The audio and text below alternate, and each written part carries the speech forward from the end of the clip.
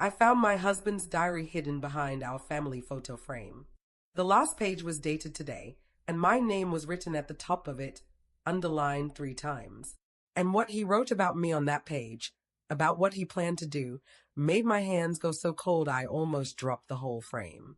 Before I begin, tell me in the comments where in the world you're watching from and what time it is for you right now. And if stories like this stay with you, please like and subscribe. It really helps me continue sharing the truths I've carried for years. So, let me take you back a bit to the moment before everything in my life split in half like a cracked plate. It was a Thursday evening around 7:30 in our small 2-story house in Ohio. I remember the exact time because I had one eye on the oven timer and one eye on the baby monitor. The twins had finally, mercifully, gone down for the night. The house had that quiet hum it only got after bedtime. Dishwasher running, washing machine going, a TV murmuring low in the living room. It was the kind of ordinary night I used to think meant safe. I used to tell myself that if the nights were this routine, then the marriage must be fine too. My name is Lauren, by the way. I was 34 when this happened. I'd been married to my husband, Eric, for 8 years. We had twin daughters, Chloe and Madison, 3 years old, stubborn and beautiful and exhausting. From the outside, we were that cliché, the young family in the beige house with the blue front door and the swing in the yard.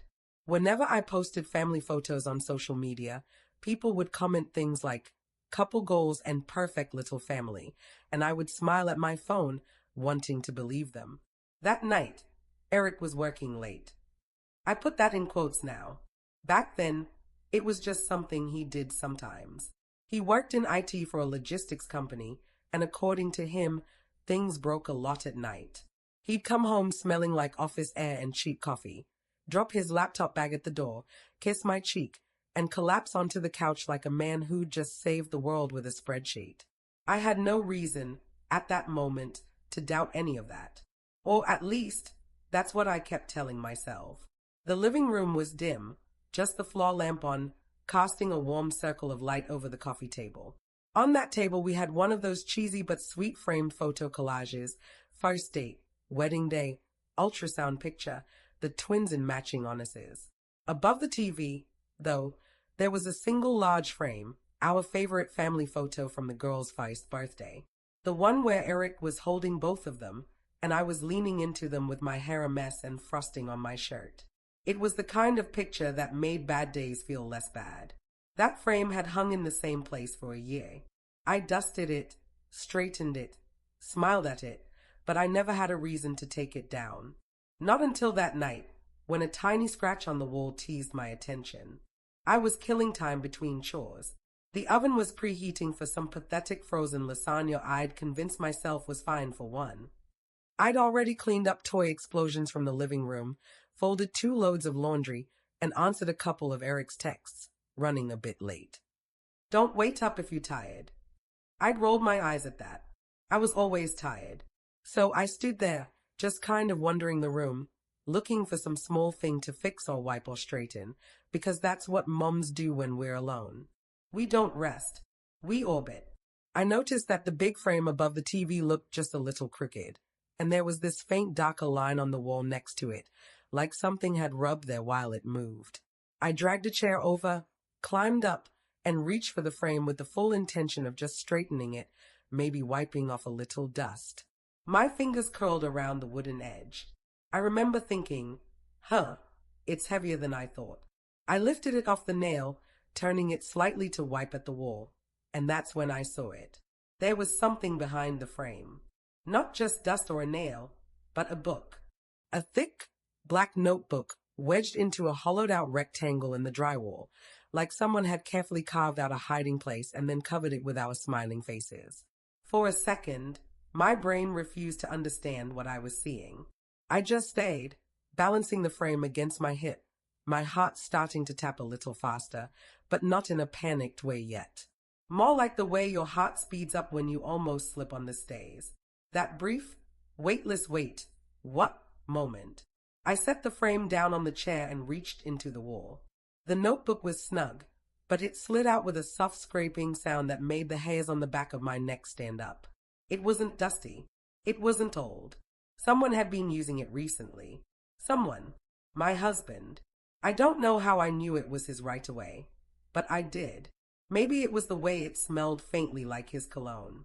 Maybe it was the familiar, neat block lettering on the first page where a name was written, Eric M. Hawthorne. My husband's full name, in his handwriting, exactly the way he signed off on cards and legal documents. I felt my stomach drop. I shouldn't have opened it. Morally, ethically, trust-wise, whatever you want to call it. I knew that. My fingers trembled on the cover, and for a moment I told myself, just put it back. Straighten the frame. Forget you ever saw it. But then another thought followed right behind. Why is my husband hiding a diary inside the wall behind our family photo? That question pushed everything else aside. My curiosity, my anxiety, my instinct to protect the fragile illusion of our perfect marriage, they all tangled up and formed this restless knot in my chest. I sat down on the chair, then decided that felt too unsteady, so I stepped down and sank onto the couch instead, the notebook heavy in my lap. The house was so quiet. Too quiet. I could hear the dishwasher swishing, the faint buzz of the fridge, the ticking of the clock on the wall. Every sound suddenly felt sharp, like it was cutting through the moment. I ran my hand over the leather cover one more time, inhaled, and flipped it open. The first page was dated a year ago. Just a simple entry, notes about Wyke, something about how tired he was, how stressed. The writing was calm, normal, even boring. I almost laughed. This weak, shaky little sound, thinking maybe I was overreacting. Maybe he just wanted a private place to vent. Men are weird about vulnerability, right? Still, he'd hidden it in the wall. I turned the pages slowly at first, skimming sentences here and there. Complaints about his boss, frustration about bills, a couple lines about the twins waking him up too early. My name showed up occasionally, usually in neutral or mildly annoyed context. Lauren's nagging me about date night again. Lauren doesn't understand how tired I am. Nothing alarming.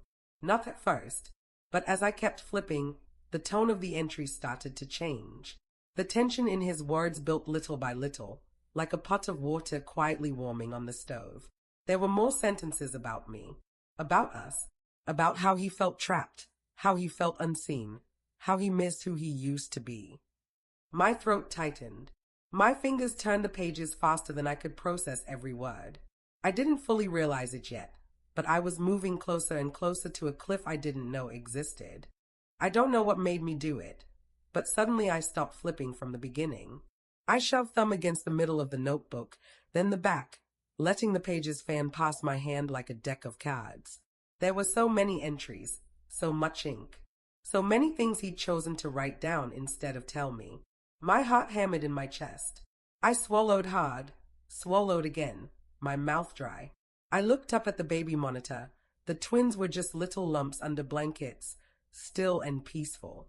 I looked at the front door, still locked, no sign of Eric. Then I remembered the first thing I noticed. The thing that made my blood run cold. On the outside edge of the notebook, along the side, I could see the faint shadow of ink on the last pages. It wasn't old. It wasn't faded. It looked fresh. I flipped straight to the very last page. The one where the edge of the notebook still curled slightly, like it had been opened there just recently. Like maybe, earlier that same day, my husband had been standing in this same room, behind this same frame, writing something about a life we shared that I knew nothing about. At the top of that last page, written in sharp, dark strokes, was today's date. And under that, on the very first line, my name, Lauren. Just that, my name, alone, followed by a period so heavy it might as well have been a bullet. I stayed at it, my heart pounding in my ears. I hadn't even read the rest of the page yet, but something instinctive inside me recoiled. The way it was written, the angle of the letters, the pressure of the pen, it didn't look casual. It looked angry, final. My hand shook so badly I had to steady the notebook with my other palm. I traced the date with my eyes, over and over, like reading it enough times might make it change. But it didn't. It was still today. Today, when he was working late. Today, when I was alone in the house with our sleeping children. Today, when I had no idea that my entire marriage was about to split open. For a moment, I couldn't breathe. My chest felt tight, like someone had wrapped a belt around my ribs and pulled. I thought about putting the diary down, about waiting for him to come home and acting like nothing had happened. But the thought of not knowing, of going to bed beside a man who wrote my name like that in a hidden diary, was worse than anything that might be written on that page. So I forced myself to look down again, to move my eyes past my name to the rest of the sentences that followed. And what I read on that last page, what he wrote about me, about our marriage, and about what he wanted to finally do. That was the moment I realized I didn't actually know the man I was married to. And it was the moment I understood that the person I trusted most in the world might be the very person I needed to be afraid of. That was the night I pulled back the curtain on my own life and saw what was really standing behind it. Before everything fell apart, before diaries hidden in walls and dates that made my stomach twist, my life looked normal, maybe even good. I think it's important to say that out loud, because when people hear stories like mine, they always ask, "Didn't you notice? Didn't you see it coming?" Truth is, when you're living inside the picture frame, you don't see the cracks behind it. In those months leading up to the discovery, our routine had a rhythm that felt stable enough to lean on. Mornings started at 6 a.m. sharp, because the twins didn't care about adult exhaustion or marital tension. They woke up with the sun every single day. I'd drag myself out of bed, step over whatever toys had migrated across the floor overnight, and head to the nursery. I always tried to be the morning parent. Eric said mornings drained him, said he needed that extra hour to mentally prepare for work. I'd make breakfast, usually oatmeal or scrambled eggs, and he'd eventually wander in, looking half present, scrolling through his phone, mumbling something like, "Morning, babe," without glancing up. But I didn't complain. I'd gotten used to carrying most of the morning load. I told myself that marriage was a balance, that sometimes one person just had less energy than the other. I'd gotten really good at this kind of self-convincing. Looking back now, it feels almost embarrassing how hard I worked to explain away things that didn't feel right. Once the girls were fed and distracted by their toys, I'd pack Eric's lunch. He didn't ask me to, not anymore, but he also didn't stop me. Sometimes he'd forget it on the counter, which irritated me more than I ever admitted. But I figured forgetting was normal. People forget things. It wasn't symbolic, right? He'd leave for work around 8:15, tie a little crooked laptop bag slung over his shoulder. I'd kiss his cheek, and he'd give this small, distracted smile before heading out the door. I used to watch him pull out of the driveway, the car pausing for a moment as if he were thinking about something, and then he'd disappear down the street. At the time, I thought that hesitating was just him mentally gearing up for another long day. Now I don't know what to think. My own days were a blur of toddler chaos, wiping spills, changing outfits, refereeing fights over toys. I tried to run my freelance marketing work during nap times. If I didn't manage to squeeze in enough hours, I'd stay up late to catch up. I wore exhaustion like a second skin, always stretched too thin, always feeling like I was running behind. But that's motherhood, right? Nobody warns you how lonely it can feel even when you're never actually alone. And Eric, well, he seemed distant, but not in a dramatic way. Not in the slamming doors, storming out, drinking too much way. His distance was subtle, quiet, polite even. He would sit beside me on the couch but scroll on his phone the whole time. He'd answer questions with HMM or yeah without looking up. I used to joke that I could tell him I was joining a cult and he'd say, "Sounds good, babe." He'd laugh at that, but it wasn't a real laugh. It was the kind you give to end a conversation. Some nights, after the girls were asleep, I'd reach for him in bed, just wanting closeness, reassurance, something that felt like us. But he'd turn slightly away, mutter that he was exhausted or had a headache. And I'd lie there, staring at the ceiling, telling myself that phases like this happen, that intimacy ebbs and flows in long-term marriages. I read enough articles online to convince myself our drift was normal. But here's the truth I only see now. I stopped asking why he was tired. and he stopped noticing that I was lonely. Even our conversations felt pre-scripted. We talked about grocery lists, pediatrician appointments, bills, family gatherings. Everything practical, nothing emotional. It was like we'd shifted into being co-parents rather than partners. I missed him, and he was right beside me. One afternoon, maybe 2 months before the diary incident, something small happened. So small I almost forgot about it later. I was folding laundry in our bedroom. A simple, mindless task. Eric walked in after work, loosened his tie, sat on the edge of the bed, and let out a long sigh. I asked if he was okay, and instead of answering, he looked at me with this strange, unreadable expression. Not angry, not sad, more like conflicted. He opened his mouth like he was going to say something, then closed it again. After a long moment, he finally said, "Nothing. I'm fine." He stood up and went to take a shower. It should have been nothing. It probably would have stayed nothing. But a tiny knot formed in my stomach that day, a knot I ignored but never fully untied. That wasn't the only subtle shift. He started guarding his phone more. He used to leave it everywhere, kitchen counter, bathroom sink, car cup holder. But lately, he kept it in his pocket or face down on the table.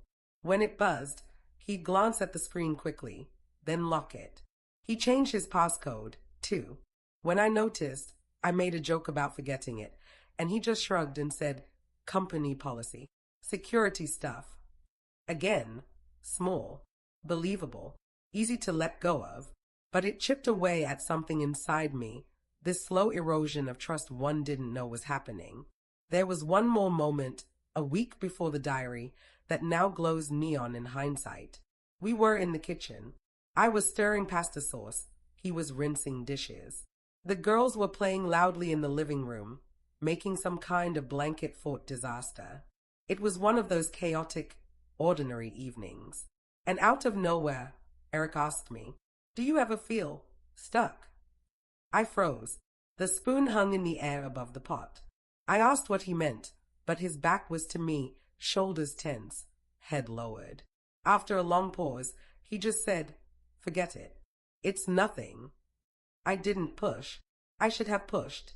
Instead, I let the moment slip into the noise of the everyday. I convinced myself he was just tired, overwhelmed, burnt out. I told myself it wasn't about us, that marriages weren't supposed to be easy, that we were fine. I think the saddest part about all of this is how good I became at rationalizing things that didn't feel right. I was so desperate for stability. I stitched excuses together like patches on a worn-out quilt. Our weekends were the only time things felt close to normal. We'd take the twins to the park, or go grocery shopping together, or drive through neighborhoods pointing out houses we'd never afford but like to imagine living in.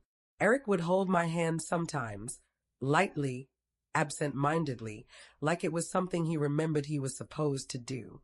There were brief moments, little flickers, when I'd catch him watching me with the girls. There was warmth in his eyes then, softness, and I'd cling to that. I'd let it mean everything, even though it wasn't enough to fill the growing space between us.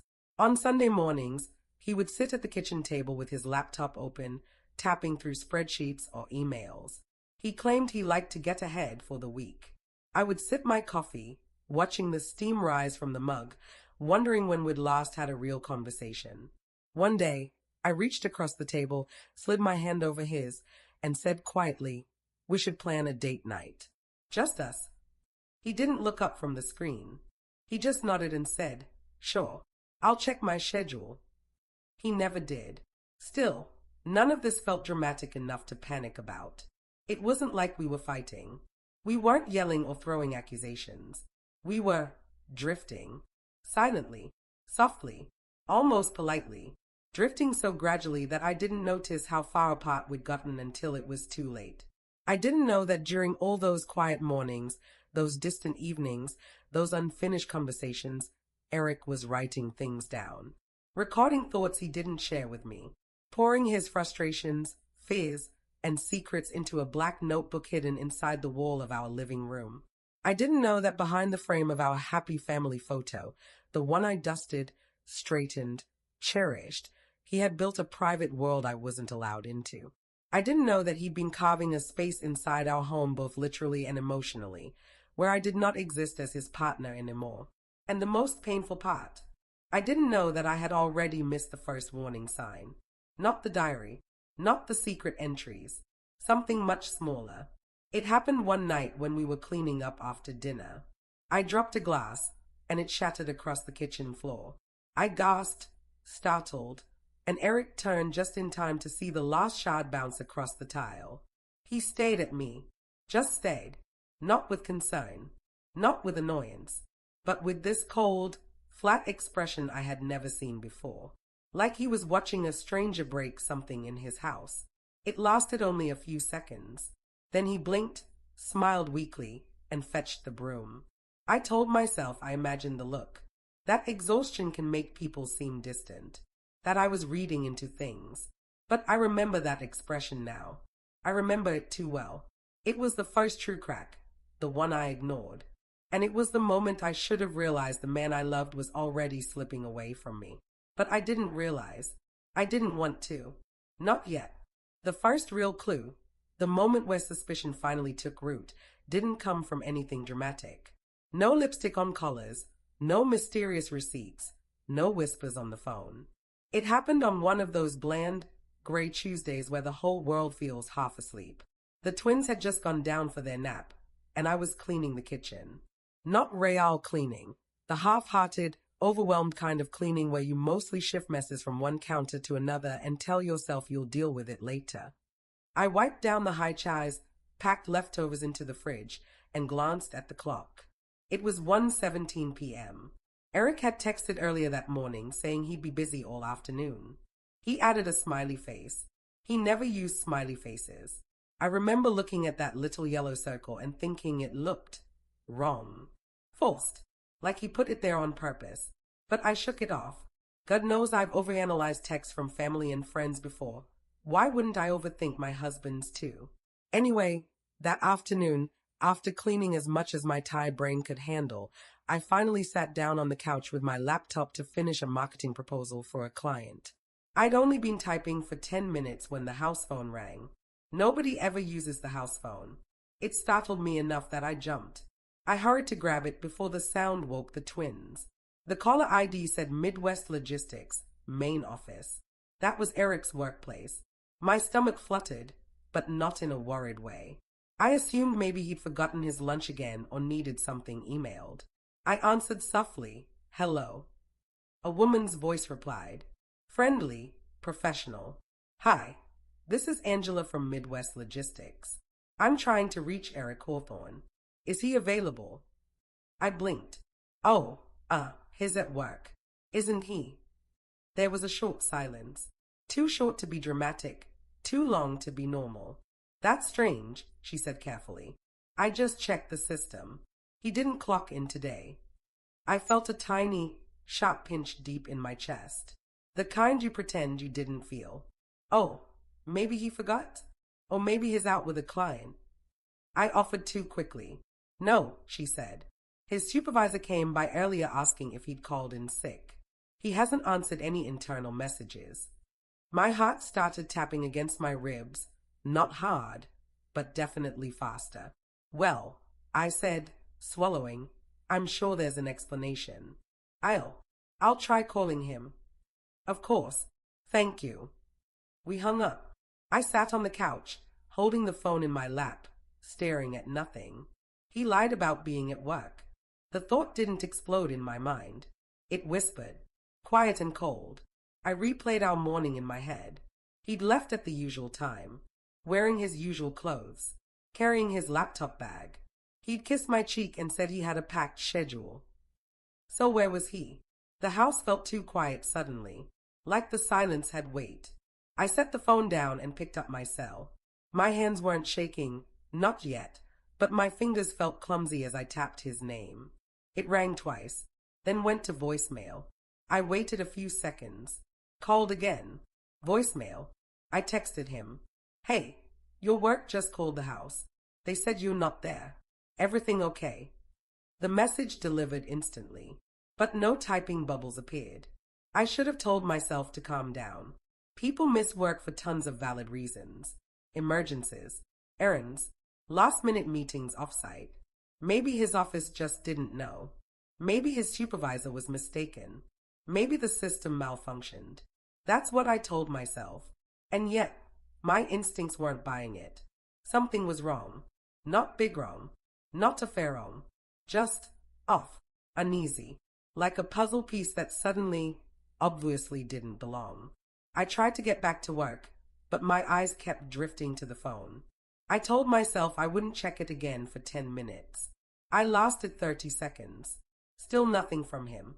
At 2:04 p.m., my phone buzzed.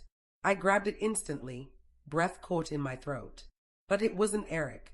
It was my bank app sending a notification. A purchase had gone through. Cafe Sola, downtown, $18.26. I frowned. Cafe Sola? That was in the city, nowhere near Eric's office. And we'd eaten there together once, 3 years ago. He didn't even like it. Said it was pretentious and overpriced. And now he was buying lunch there?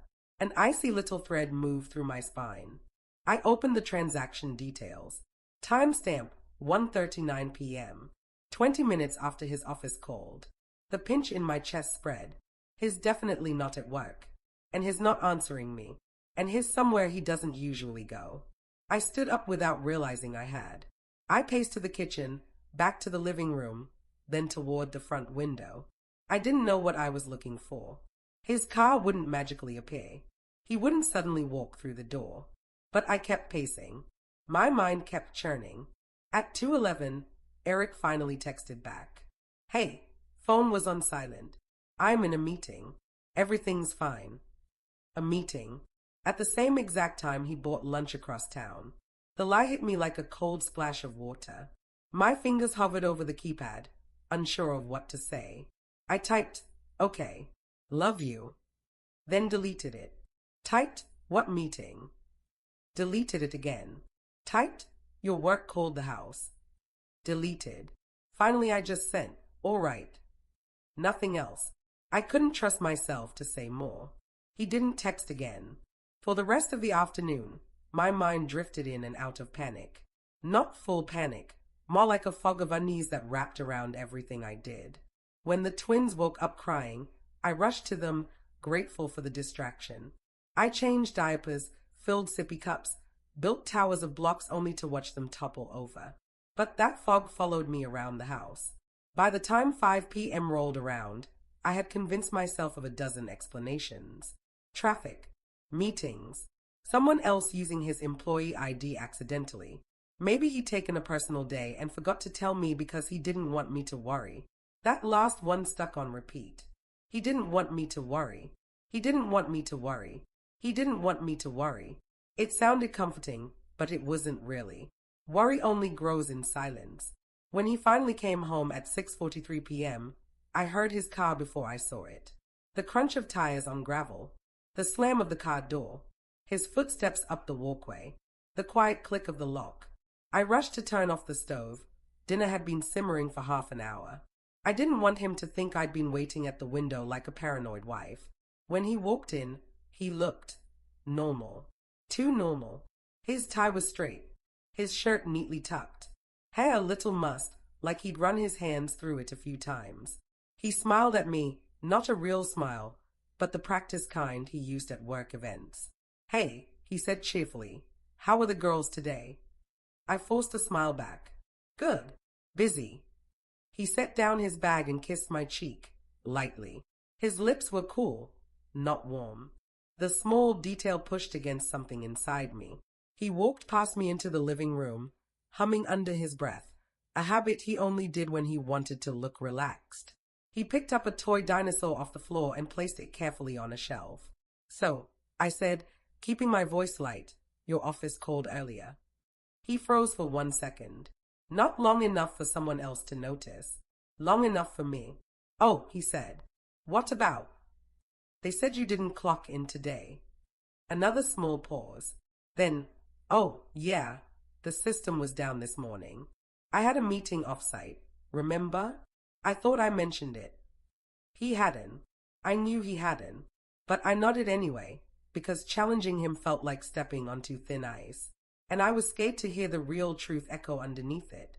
He changed the subject quickly, asking what was for dinner, asking if the twins napped long, asking if I wanted to watch a show later, talking so casually it felt scripted. And maybe it was that innocent domestic moment, the two of us moving around the kitchen, talking about nothing, while I hid the fact that my heart was racing, that made the suspicion lock into place instead of fading away. It wasn't that he lied. It was how comfortable he seemed lying. Still, nothing concrete had happened. Nothing you could point to and say, "See? That proves it." It was just a feeling, a wrongness. But that wrongness didn't leave me. Not the next day. Not the day after. Not the day I found his shirt in the laundry with perfume on it. Perfume that wasn't mine, but faint enough to second guess. It grew quietly, persistently, a vine wrapping around my ribs, tightening little by little, until the night everything snapped. The night I climbed the chair, lifted the photo frame, and found the diary hidden inside the wall. But before that discovery, there was one more moment, the true spark. It happened late at night, maybe 2 a.m. The twins had woken up crying, and I padded through the hall, half asleep, to soothe them. As I passed the living room, I noticed a faint sliver of light coming from downstairs. Eric was awake. I tiptoed down far enough to peek. He was standing in front of the family photo frame, just standing there, staring at it. His shoulders were tense. His hands were clenched at his sides. He wasn't admiring it. He wasn't smiling at our captured happiness. He looked like he hated it. I froze in the shadows, watching him. He reached up slowly, touched the top edge of the frame, and then pulled his hand away as if the wood were burning hot. He whispered something under his breath. I couldn't make out the words, but the tone wasn't gentle. It wasn't loving. It was frustrated. Duh. Then he turned off the light and walked down the hall to our bedroom. I stood there in the dim glow of the night light, heart thudding, breath caught in my throat. Something was wrong, deeply wrong, and for the first time, I couldn't explain it away. When I opened Eric's diary that night, I thought I was preparing myself. I told myself nothing written on a page could hurt me as much as what I'd already been imagining. I thought the worst thing I could find was proof that he didn't love me anymore. I had no idea what real betrayal felt like at that point. I had no idea how heavy truth can sit in your chest, or how far down a person can fall inside their own marriage without making a sound. The moment my eyes landed on the entry, the one with today's date, I felt this strange ringing in my ears. Like the world muted for a moment and the only thing that existed was Eric's handwriting. Thick, pressed, sharp. There was a dent in the paper where his pen had pressed too hard. Lauren. Just seeing my name written like that made me feel like prey. I dragged in a shaky breath and forced myself to keep reading. The sentences that followed weren't long, but they hit harder than any argument we'd ever had. I am out of patience with her. I'm tired of feeling watched in my own home. She doesn't understand boundaries. She's suffocating me. I blinked, confused. Watched? Boundaries? Suffocating? I felt my pulse quicken, not in anger, but in bewilderment. What boundaries? What had I done? But the next line was the one that made my whole body go cold. Tonight has to be the night. My heart stuttered. Tonight? Tonight for what? I stayed at the sentence so long the letters blurred. I looked up at the ceiling, at the shadows cast across the living room, as if the answers would be floating there. They weren't. All I felt was rising panic, crawling up my throat. I forced myself back to the page. I can't pretend anymore. I can't keep living like this. I need to do something, or I'm going to lose myself completely. My hand tightened around the notebook. The room suddenly felt too warm, too small. The ticking of the wall clock sounded too loud, too close. I swallowed against the dryness in my throat. Do something. What did that mean? What did he want to do? My imagination leapt to the darkest possibilities. Possibilities I wasn't ready to face but couldn't ignore anymore. I flipped back a page, then another. My hands were trembling as I skimmed entry after entry. The more I read, the more the facade of our happy home crumbled. 3 weeks ago. I feel invisible. She doesn't see me. All she sees are her needs and the kids' needs. 9 days ago. I can't breathe in this house. Everywhere I go, she's there, asking something, needing something, watching. 5 days ago. I'm starting to resent her. Resent. That word hit me like a slap. I kept reading. Some entries were paragraphs, some were just 1 or 2 lines. But they painted a picture of a man spiraling quietly, growing angrier while I convinced myself he was just tired. Then I reached an entry that made my stomach twist so hard I had to press my hand against it. I've been talking to her again. She listens. She understands. She doesn't drain me. I froze, not breathing, not blinking. Huh? Who is her? My heartbeat thundered in my ears as I read the next lines. Being with her feels like remembering who I used to be. It's a relief to have one place where I'm not trapped. A tremor ran through my whole body. He wasn't just complaining. He wasn't just overwhelmed. He was seeing someone. I tried to read further, but my vision blurred. Tears stung my eyes, not loud, dramatic tears, but the quiet ones that fall before you even realize you're crying. I flipped again, fingers shaking, flipping faster now, frantic. I found more references. 2 weeks ago, lunch at Solar again. It feels good to be around her. Lunch. Cafe Solar. The transaction from earlier. A match struck in my chest. But it got worse. So much worse. She thinks I should talk to Lauren. But she doesn't know what Lauren is like. She doesn't know how Lauren reacts to things. She doesn't know how draining it is to live with someone who needs so much from me. I felt that sentence like a knife twisting under my ribs. Draining? Needy? Is that who I was to him? I felt dizzy. I set the notebook down beside me for a moment because I genuinely thought I might throw up. My hands went to my face, pressing against my cheeks, trying to ground myself. I breathed in too fast, then too slow, trying to find some kind of rhythm. The betrayal wasn't just in the cheating or talking to another woman, whatever form it took. It was in the way he described me, like I was an obligation he never signed up for. Like the life we built was a burden he somehow got tricked into carrying. I'd spent years folding his laundry, cooking his meals, comforting him after long days, giving him the best of myself, even when I had nothing left to give. And in his diary, I was a weight tied around his ankles. But I wasn't done reading. Part of me wanted to stop. Part of me needed to know. I opened the notebook again and went back to the entry dated last week. She wants me to make a decision. She says it's cruel to keep living in 2 different worlds. She says I have to choose what kind of man I want to be. My breath hitched. 2 worlds. A decision. What kind of man he wanted to be. The words wrapped around me like a vice. He'd been talking about leaving me. Maybe leaving the kids too. And the worst part? I didn't know if I could blame him, not entirely. That's how twisted betrayal can make your mind. You start questioning your own worth without realizing you're doing it. But then I reached another line, the one that hit me harder than all the others combined. I can't leave. Not yet. She's too unstable. If I walk out, she'll fall apart. She'll ruin everything.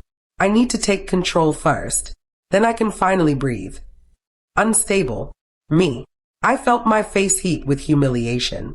My throat closed up. I whispered aloud without meaning to. I'm not unstable. My voice cracked. I didn't sound convincing. Not even to myself. But what did he mean by take control? What did he want to control? Me? The situation? Custody? My hands were ice cold now. My chest hurt like I'd swallowed a brick. I turned to the most recent entries, the days leading up to today. The pattern was unmistakable.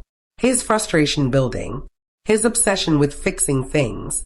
His cryptic comments about being done. About how he couldn't keep pretending. And then I found the entry that forced the air out of my lungs. I moved the diary. It's safer behind the frame. She'll never look there. The room spun for a moment. He knew I cleaned. Knew I maintained the house. Knew I never moved the big frames unless I had a reason. He had chosen the hiding place specifically because he knew how predictable I was. Then came the line after that, written in darker ink. Tonight she finally crossed the line. I can't wait anymore. Something has to happen before she ruins everything. My hand shook so violently I dropped the diary. It hit the carpet with a dull thud and fell open, pages fanned like a broken wing. I stayed at it, frozen, my breath coming too shallow, too fast. Tonight she crossed the line. What line? What had I done? I thought back through the day. Nothing stood out. Nothing dramatic. Nothing confrontational. Unless, was it because I texted him about his office calling? Was that it? Was that the line? Was asking where he was enough to trigger this? A tremor raced down my arms. I leaned forward, elbows on my knees, head in my hands, trying to breathe through the tightness in my chest. And then, because I had to, I picked up the notebook again. And I read the final paragraph on the last page. Each line poured acid into my veins. I'm going to talk to her tonight. Really talk. No more gentle versions. No more hiding how I feel. She needs to hear the truth, whether she can handle it or not. If she reacts badly, I'll have to take the next step. I can't protect her from the consequences anymore. I won't let her trap me in this life. Next step. Consequences. Trap. Those weren't the words of a frustrated husband. Those were the words of a man whose resentment had turned into something sharper, more dangerous, and he planned to confront me tonight, after the girls were asleep. At home, when I was alone and unprepared, I closed the diary slowly. The leather covers settled with a soft sigh, as if the book itself was relieved to be done revealing its contents. I sat there in the dim living room, the frame still resting on the chair behind me, the wall's hollow rectangle staring at me like a wound. My whole body felt numb, cold, disconnected. But beneath the shock, beneath the heartbreak and humiliation and fear, something else began to rise.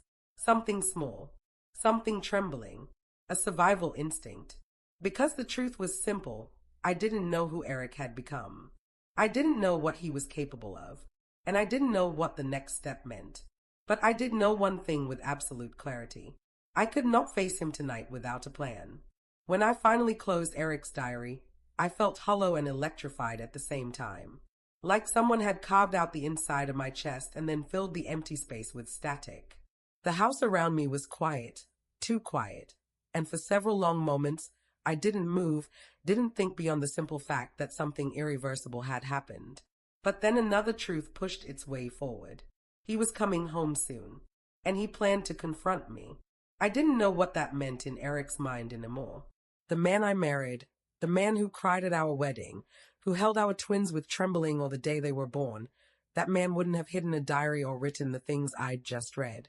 The man who wrote those pages was someone else, someone who blamed me for his resentment, someone who saw me as a prison, not a partner, someone who believed he needed to take control. And the terrifying part? I had no idea what taking control meant to him. For a long moment, all I could do was sit there, breathing shallowly, clutching the diary like it might burst into flames. But slowly, underneath the panic, something steadier began forming. Not anger, not yet, not revenge. That would come later. What rose first was clarity. A cold, sharp awareness that if I didn't do something, if I just sat and waited for Eric to come home with all the resentment simmering behind his eyes, then I wouldn't be safe. Emotionally, maybe physically, definitely not psychologically. I wiped my face with my sleeve. I hadn't realized tears were still falling. My throat burned, my hands shook, but my mind was beginning to move with purpose. I needed a plan, and I needed it before he walked through the door. I stood up slowly, knees trembling, and placed the diary on the coffee table. The room looked the same as always. Same toys, same blankets, same faint smell of toddler snacks and lavender cleaning wipes, but I felt like I was seeing it through new eyes. Through the eyes of someone whose home had stopped being safe. My first instinct was simple: leave the house immediately. Pack the girls, grab the essentials, drive to my sister's place or a hotel or anywhere Eric wouldn't expect. But the moment I took 2 steps toward the hallway, another realization hit me. If I left without saying anything, he'd assume guilt, or panic, or he'd follow me. And based on what I'd read, based on the building obsession he'd documented, I couldn't risk him spiraling even further. I didn't want a confrontation in a parking lot or on the road or at a stranger's house. I didn't want this to become a chase. I needed control. Quiet, deliberate control. So instead of packing bags, I went back to the couch and sat down. For the next few minutes, I let myself breathe. Really breathe. Feeling the air fill my lungs, letting my heartbeat slow enough that my hands stopped trembling. And once the fog cleared enough for actual thoughts, the planning began. First, I needed evidence. Not because I planned to use it, not yet, but because I needed to know I wasn't imagining things. I needed something solid in case this escalated into something larger, something messy. So I took my phone, snapped photos of every page I could stomach, then slid the diary beneath a throw blanket where Eric wouldn't immediately notice it was gone. I didn't know if he'd checked the hiding spot that night. I didn't know if he opened that diary daily or weekly or only when something set him off. But I knew exactly this much. If he came home and realized I had read it, things would escalate in ways I wasn't ready for. So evidence first. Silence second. Strategy third. Second, I needed to understand what tonight meant. The diary repeated the word again and again. Tonight, tonight, tonight. So I replayed every word he'd written, every line that made me flinch. Something has to happen. I need to take control. She crossed the line. If she reacts badly, I'll have to take the next step. My mind tried to interpret them the way a wife would, through a domestic lens. Maybe he meant a confrontation. Maybe he meant asking for a separation. Maybe he wanted to accuse me of something, twist blame around, paint me as unstable like he'd written. But another part of me, the part that had watched him stare at the family photo frame in the dark 2 nights earlier, almost shaking, whispered that maybe he meant something more explosive, something irreversible. I didn't know, and that uncertainty alone was dangerous. Third, I needed emotional distance. It sounds cold. It is cold. But when you're preparing for a confrontation with someone who sees you as a cage, you cannot show fear. You cannot cry. You cannot shout or beg or let the hurt rule your voice. You have to become calm, deliberate, controlled. So I gave myself 5 minutes. 5 minutes to cry, shake, whisper questions to the empty room. Why didn't he talk to me? Why did he go to her instead? Why was I the villain in his story? What did I do that pushed him this far? Questions with no answers. Questions I would not ask him. Then I wiped my face again, smoothed my hair, straightened my shirt. I would not be the version of me he described in that diary. Not tonight. Not ever again. Fourth, I needed to prepare the stage. Not dramatically. Not like setting up a trap. More like quietly positioning myself in the safest emotional place possible. I moved the baby monitor into the living room and turned the volume up just a bit. Not loud enough to distract, but loud enough to ensure the sound of my daughter's sleeping grounded me. I turned on the small lamp by the window, the one that cast a warm, gentle light. Bright overhead lights made everything feel too harsh, and I didn't want this to feel like an interrogation room. Then I sat on the end of the couch closest to the hallway, angled slightly away from the front door so I wouldn't see him the moment he walked in.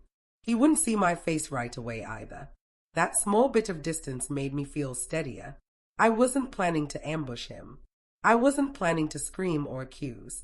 But I also wasn't going to sit across from him like a woman waiting for judgment. I wanted to feel and appear untouchable.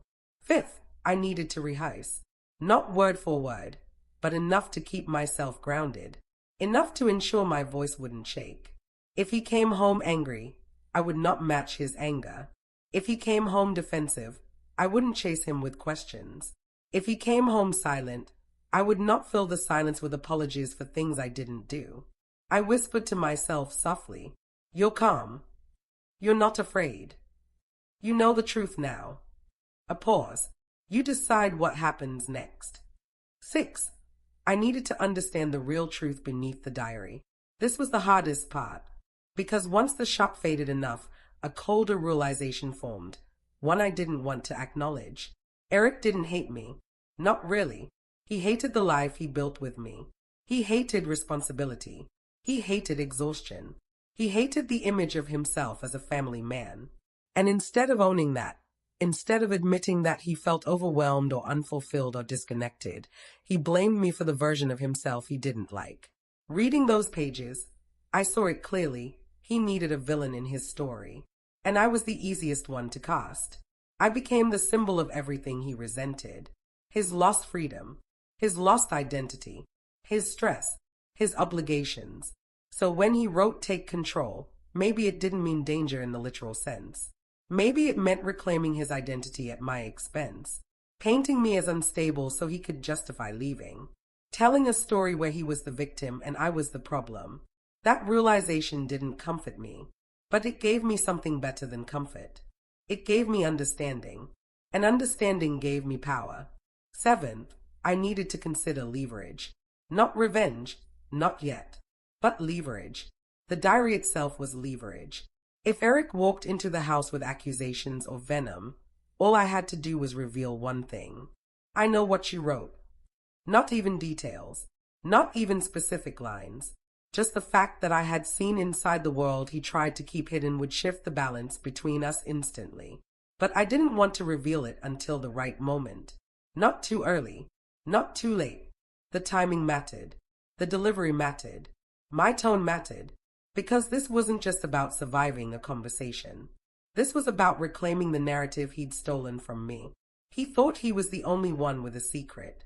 He had no idea the power he'd handed me by writing everything down. 8th, I needed to reframe the situation.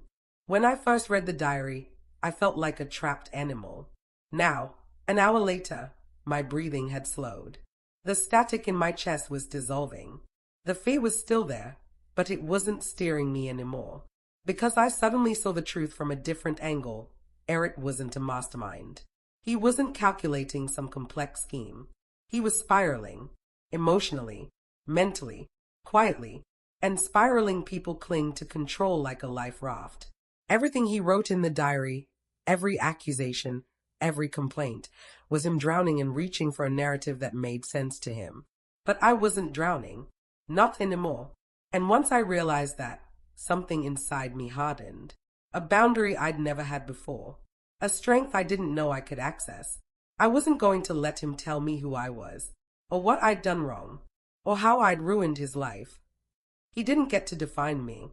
Not anymore. Finally, I made a decision. Not to run. Not to confront aggressively. Not to collapse into tears. No. I decided that when Eric came home that night, when he walked through the door expecting a wife who didn't know anything, expecting the same dynamic we'd always had, he would find me calm, collected, prepared, and completely outside the script he had written for me.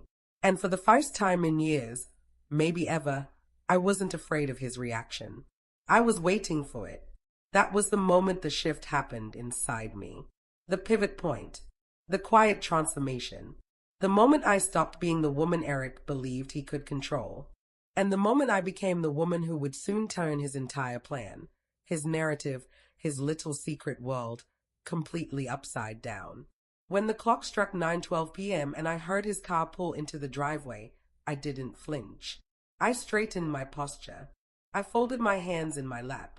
I inhaled deeply, and I whispered to myself, "This ends tonight, but not the way he thinks." When Eric's car finally turned into the driveway, the sound of the engine sent a jolt through me. Not fear exactly, not anymore, but a kind of electric readiness. Like my entire body had been waiting for this single moment to begin. I didn't stand. I didn't move. I kept my posture exactly as I'd practiced, calm, still, composed. The front door opened slowly. His footsteps paused on the threshold. Then the door clicked shut, louder than usual. "Lo!" His voice echoed into the living room. Calm, but too calm. I didn't answer. He stepped closer. I could hear the faint rustle of his jacket, the soft thud of his shoes on the carpet. He stopped just behind the couch, just close enough that I could sense his presence but not see his face yet. Something in the air changed. A tension, a heaviness. "Why are you sitting in the dark?" he asked, voice tight. "It's not dark," I said quietly. "Just soft lighting." He exhaled sharply through his nose, a sound I'd heard before, the one he made when he was annoyed and trying not to show it. You okay? He asked. Are you? I counted. A beat of silence. He wasn't expecting that. He walked around the couch then, stepping into the warm circle of lamplight. His face looked strangely blank. Not tired, not angry, just stripped. Like he'd rehearsed a dozen versions of this moment and couldn't decide which one to use. He sat down across from me, elbows on his knees, hands clasped together tightly. We need to talk, he said. A shiver ran down my arms, not from his words, but from the realization that this was exactly the line he wrote in the diary. I'm going to talk to her tonight. Really talk. I nodded once. Okay, talk. He stared at me like he was trying to read my mood. When he didn't find what he expected, his jaw tightened. You've been off lately, he began. Distant, paranoid, questioning me about work, questioning my schedule. I can't keep living like this, Lauren. I didn't react. I didn't blink. Inside, something cold and steady uncoiled. He continued, voice rising just slightly. I don't know what's going on in your head, but the way you're acting, it's not healthy. For you, for me, for the girls. There it was, the narrative he'd been building in that diary. I kept my voice soft. You think I'm unstable. He flinched. I didn't say that. You wrote it. The words slipped out before I could stop them. Quiet, precise, deadly. His face drained of color. What? I tilted my head slightly. You wrote it down. A long, tense silence filled the room. He blinked once, twice. His throat bobbed as he swallowed. Lauren, what are you talking about? I didn't answer. Not yet. He shifted forward, voice lower. Lo, you're scaring me a little. What do you mean I wrote it? That was the moment I saw it. Not guilt, not shock, but fear. He knew exactly what I meant. He just didn't know how much I knew. I let the silence stretch until it became a weapon. Finally, he spoke again, sharper now. Where did you get that idea? I lifted my eyes to his, my voice barely above a whisper. I found your diary. The effect was immediate. His face froze, completely. The muscles around his mouth twitched. His hand tightened into a fist against his knee. Where, he said slowly, is my diary now? I didn't answer. I didn't need to. He stood up so fast the couch creaked. He didn't shout, but something in his stance, shoulders tight, hands trembling, sent instinctive adrenaline through my body. Lauren, tell me where it is. I stayed seated. His voice deepened.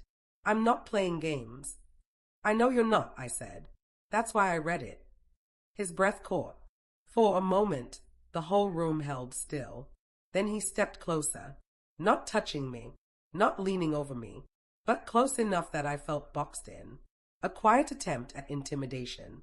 Normally it would have worked. Tonight it didn't. You had no right, he whispered harshly. None. You had no right to hide a diary about your wife behind her family photo. His nostrils flared. His hands opened and closed at his sides. He wasn't violent, but he wasn't steady either. You don't understand, he said. You don't understand what you've done. I stood slowly, deliberately, matching his height. No, I said. You don't understand what you wrote. His face twitched. Anger, panic, something uglier beneath it. I stepped past him and picked up the baby monitor, turning the volume up one notch. The faint sound of the twins' breathing drifted into the room. I need you to sit down, I said softly. Something in my tone startled him. The Eric I knew would have argued. This Eric, the one unraveling, obeyed. He sat back on the couch, eyes locked on me, chest rising and falling too fast. I held the monitor in one hand, steady as a metronome. I know everything, I said. I know about the lunches, the messages, the resentment, the way you rewrote our life so you could blame me for all the pieces you dropped. His eyes widened a fraction. He opened his mouth, closed it again. I didn't stop. I know you think I'm suffocating you. I know you think I crossed a line. I know you plan to confront me tonight. His shoulders slumped. Then he whispered something that told me he was still, somehow, clinging to his fantasy of control. You weren't supposed to read that. My jaw tightened. But I did. His voice cracked. Lauren, I was venting. That's all. Just writing things down to get them out of my head. You weren't supposed to see it. You're twisting it. No, I cut in. You twisted it. You twisted us. You twisted me into a villain so you didn't have to face your own unhappiness. His expression flickered. Guilt, anger, shame, denial, all scrambling for dominance. I wasn't going to hurt you, he said suddenly, voice breaking. I wasn't. I just needed to talk. To set boundaries. To make you understand. Understand what? I asked. That you've been emotionally checked out for a year. That you found someone else to confide in. That you decided I was the cause of your misery instead of dealing with your own. He stayed at me, silent, cornered. I leaned forward slightly, keeping my voice level. You wrote, if she reacts badly, I'll take the next step. What was the next step, Eric? He swallowed so hard I heard it. It wasn't what you think, he whispered. Then tell me. He didn't. Instead, he buried his face in his hands. That was the moment everything shifted. Not when he walked in, not when I confronted him, but when he realized he had lost the narrative. I wasn't crying. I wasn't begging. I wasn't panicking. I was standing in front of him with the quiet strength of someone who knew the truth and wasn't afraid of it anymore. Slowly, he looked up at me again. His eyes were red, but not from tears. More like exhaustion. Rage turned inward. You're going to leave me, he said hollowly. It wasn't a question. It wasn't an accusation. It was a realization. And it was the first true thing he had said all night. I stepped back, reaching calmly for my phone on the table. I'm not leaving tonight, I said. But you are. His whole body jerked. What? You're going to go stay somewhere else. A hotel. A friend's. I don't care where. But you won't be sleeping under the same roof as me and our daughters tonight. He shook his head violently. No, no, no, no, Lauren, that's not necessary. I can explain. I'm not negotiating, I said.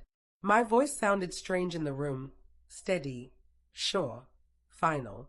He stood abruptly, breath ragged. You can't do this. I already am. He stared at me for a long time. A long, tense, dangerous time. And then he broke. Not physically, not violently. He broke in the only way a man like him knows how. He grabbed his keys, muttered something I couldn't understand, and walked out the door without looking back. The door slammed so hard the frame rattled. And just like that, the confrontation was over. But it wasn't the end. No, it was only the beginning of the aftermath. And what came next was quieter, but far, far more complicated. When the door slammed behind Eric, the house fell into a kind of silence I had never felt before. Not the soft silence of sleeping toddlers, not the peaceful hush after a long day. This silence felt suspended, like the moment right after a storm passes, but before the world remembers how to breathe again. I stood there for a long time, one hand resting on the back of the couch, my chest rising and falling in shallow waves. My ears were ringing. My legs felt hollow, but steady enough to hold me. I could still hear the faint hum of the baby monitor, the soft white noise of my daughter's breathing upstairs. A part of me expected to collapse, to fall into tears, to shake, to panic about what would happen next. But strangely, I didn't. The confrontation had emptied me. It was like I'd been carrying this heavy, swelling balloon of fear and uncertainty inside my chest, and now it had finally popped. There was nothing left to hold up, nothing left to defend. Just truth, sitting raw and open in my living room. I sank down onto the couch, my hands still trembling, and pulled a blanket over my lap, not for warmth, but to ground myself. I closed my eyes and let the stillness soak into me. He was gone, truly gone. Not just physically. The man he'd been to me had been gone for months, maybe years. But now the walking away part had happened, the part that makes everything undeniable. For the first time in 8 years, I didn't know if my husband was coming home. And for the first time in 8 years, I didn't know if I wanted him to. I looked over at the diary lying under the throw blanket, the thing that had shattered my world. I wasn't ready to touch it again. The sight of the black leather cover made my heart twist with a mix of anger and grief. That book had held all of his secret truths, truths he'd chosen to hide from me rather than face with me. But more than that, it had exposed something I never expected to see: the depth of his resentment, the story he'd written about me, the way he'd rewritten our entire marriage in his own mind. I drew in a shaky breath as the twins' monitor crackled softly, reminding me why I wasn't allowed to break apart. Not yet. Not tonight. I stood up and went upstairs, checking on each girl. Chloe was sprawled sideways across her bed, one leg hanging off.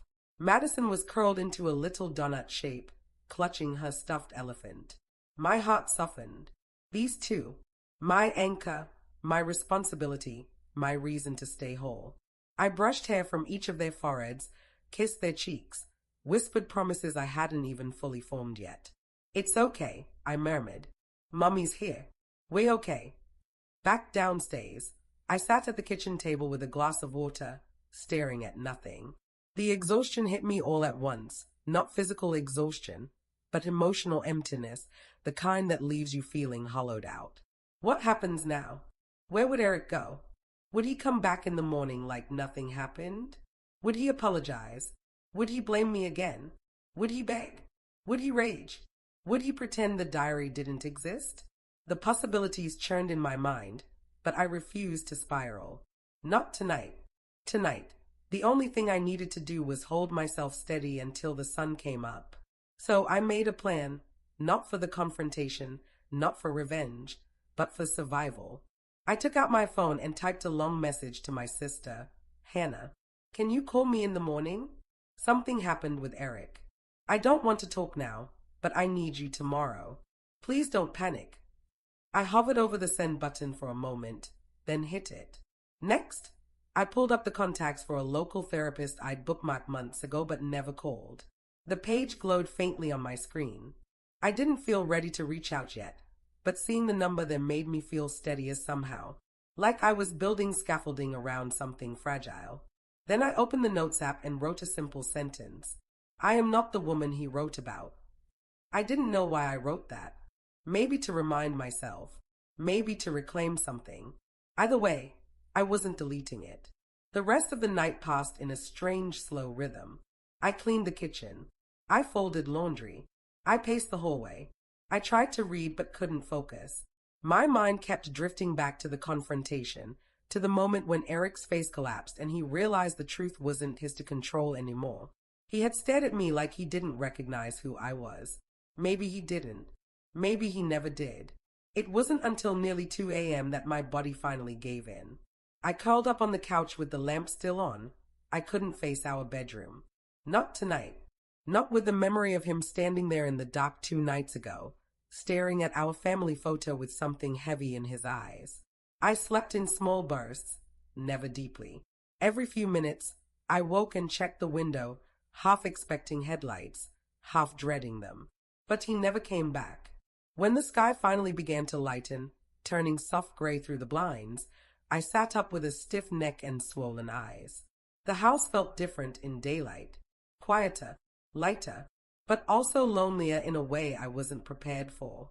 The girls woke up at 6:30, full of energy and oblivious to the tectonic shift in our home. I made breakfast like normal. I smiled at their chatter. I brushed their hair and tied their shoes. I kept my voice steady, warm, familiar.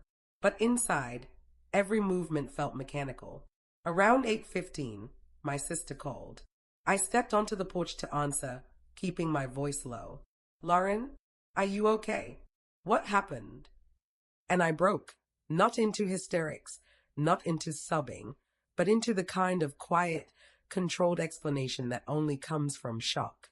"I found something," I said. "Something Eric hid. And he left last night." Her breath caught. "Do I need to come over?" "Not right now," I said, "but soon." And she, bless her, didn't push. She said she loved me. She said she was here. She said she'd come by after work. Her steadiness kept me from collapsing. After the call, I made another plan. I would not contact Eric. Not yet. Not until I understood what I wanted.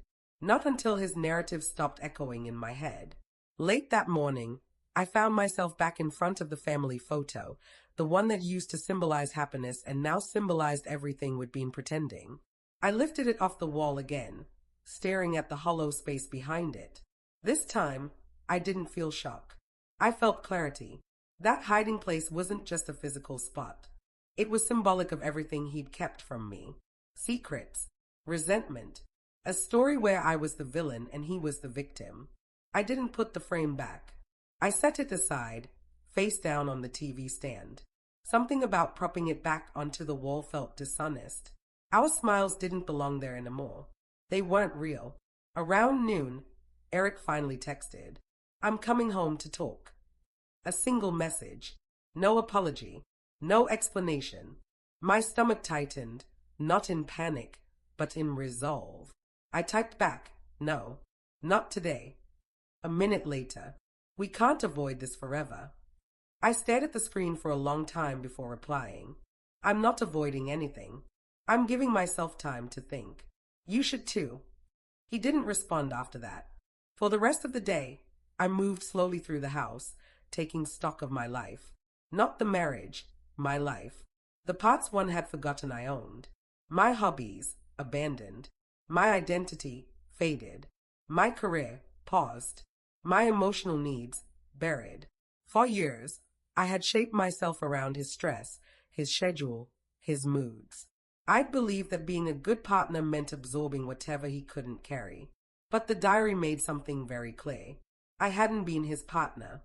I had been his mirror, reflecting whatever he couldn't face in himself. And I was done being that.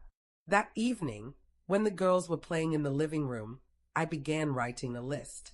A real, tangible list of the things I needed for myself. Space, boundaries, therapy, legal advice, time, support, purpose, safety, honesty, a plan, a future I chose. Seeing the words on paper steadied me. Each item felt like a small step toward a life that wasn't defined by someone else's resentment. I didn't know yet if the marriage was over, but I knew the version of it we'd lived in was dead, and I wasn't grieving it as deeply as I expected. That night, when the girls were asleep, I sat on the couch again, the same spot where everything had fallen apart, and whispered to myself, "You're stronger than he thinks. You're stronger than you think." The house was quiet, not heavy, not suspended, just quiet, in a way that felt like the beginning of something, not the end. And for the first time in a very long time, I felt like I could breathe. In the weeks after Eric left that night, my life didn't magically get easier. People like to imagine that the moment you walk away from something toxic, you suddenly feel lighter, freer, reborn. But healing doesn't come in a straight line. It comes in waves, some gentle, some brutal. There were mornings when I woke up feeling like I could finally see the world clearly again. The air felt lighter. The house felt safer. I noticed small joys I hadn't paid attention to in years, the way the sun stretched across the kitchen floor, the silly way the twins mispronounced certain words, the relief of not stepping on eggshells every time Eric walked through the door. And then there were mornings when grief hit before I even opened my eyes. Not grief for Eric, that surprised me, but grief for the story I thought I was living. The version of us I had fought to believe in. The future I had imagined for my family. But slowly, gently, something inside me began to untangle. I started reading books again, not just parenting articles and grocery lists. I started going for walks with the twins, not because I needed to escape the house, but because I wanted to breathe in the air. I started journaling, not to chronicle pain, but to understand myself in a way I never had the space to before. Every week, my sister came over. She never pushed, never lectured. She just sat with me, drank coffee, and played with the girls while I talked through the layers of everything I'd ignored for too long. Sometimes I talked in circles. Sometimes I said nothing at all. She stayed anyway. When Eric and I finally did have a real conversation, weeks later, in a neutral public place, he was calm. Clearer, smaller in a way I can't fully explain. He apologized. Not perfectly, not deeply enough to fix anything, but sincerely enough that I didn't feel hatred. But apology doesn't rewrite truth. We agreed on space, on therapy, on shared responsibility for the girls, on co-parenting that didn't twist either of us into someone we weren't meant to be. It wasn't closure, not completely, but it was a step. And sometimes a step is all you need to begin walking again. The diary eventually ended up inside a sealed box in my closet, not to hide it, but to put it in its place. It wasn't a weapon anymore. It wasn't proof of my worth or lack of it. It wasn't my story. It was his. And I finally understood that I didn't have to carry his story on my back. The biggest shift came quietly, on a Wednesday afternoon, folding laundry. A chore I'd done 1,000 times before, often resenting it. But that day, I felt peaceful, soft around the edges. I wasn't rushing. I wasn't overwhelmed. I wasn't performing my life for anyone else. I was just living it. And that's when I realized the truth I wish I had known years earlier. Sometimes the most dangerous thing you can lose in a marriage isn't trust or intimacy. It's yourself. And sometimes the bravest thing you can do is start finding yourself again. I didn't become a superhero. I didn't rebuild my life overnight. I didn't suddenly become fearless or wise or unbreakable. But I did become honest. With myself. With my daughters.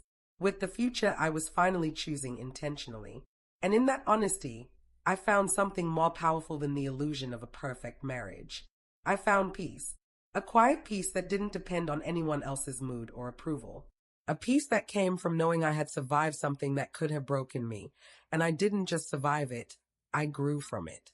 Now, when I look at that empty spot on the living room wall where our big family photo used to hang, I don't feel bitterness.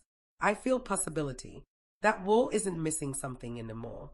It's waiting for something new. Something honest, something chosen, something that reflects who I am now, not who I had to be to keep someone else comfortable. And if there's one thing I want anyone listening to understand, it's this. You don't owe anyone your silence. You don't owe anyone your shrinking. You don't owe anyone the parts of yourself you need in order to survive. No love is worth losing yourself for. No relationship should require you to disappear. Healing isn't about becoming who you used to be. It's about becoming who you were meant to be all along. And I'm finally learning to do that. One day at a time. One choice at a time. One breath at a time. Before I go, let me say it the way I promised. Did you like my story? Please like and subscribe and tell me in the comments where you're listening from. I want to know how far this story of mine travels. And here's the last thing I'll leave you with. The final truth I earned the hard way. Losing someone you thought you needed can be terrifying, but finding yourself again is worth every moment of fear.